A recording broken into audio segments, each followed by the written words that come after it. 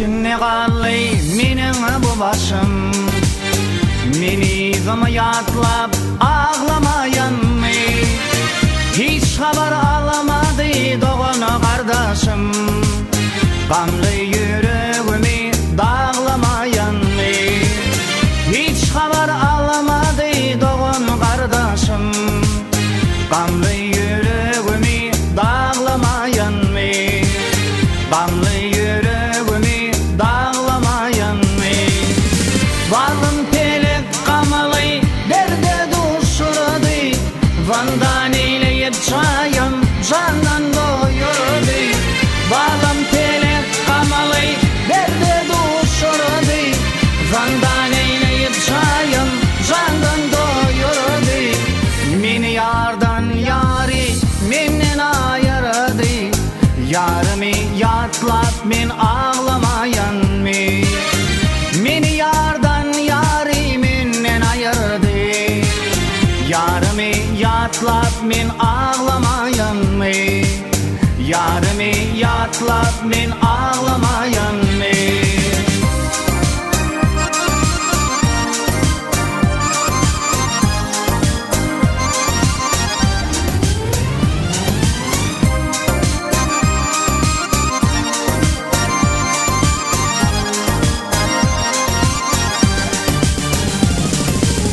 Affet bere vakülleri yetiren, İcelerine yatman dağın atıran, bağlandı ve oğlunu yitiren. İcimi yatlap men ağlamayan mı? Bağlandı ve oğlunu yitiren. İcimi yatlap men ağlamayan mı?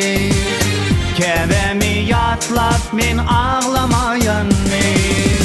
Zalım pelek kamalı derde düşürdü. Zandan eyleyip çayım candan doyurdu.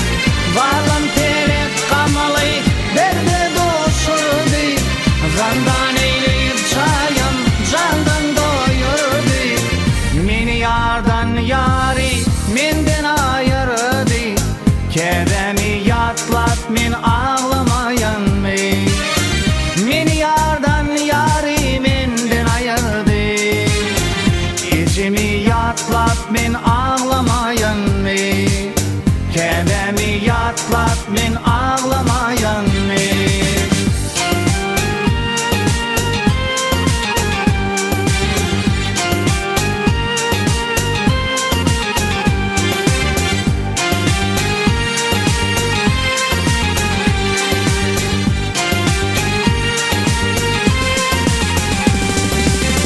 Güdüller içine saylat içinim.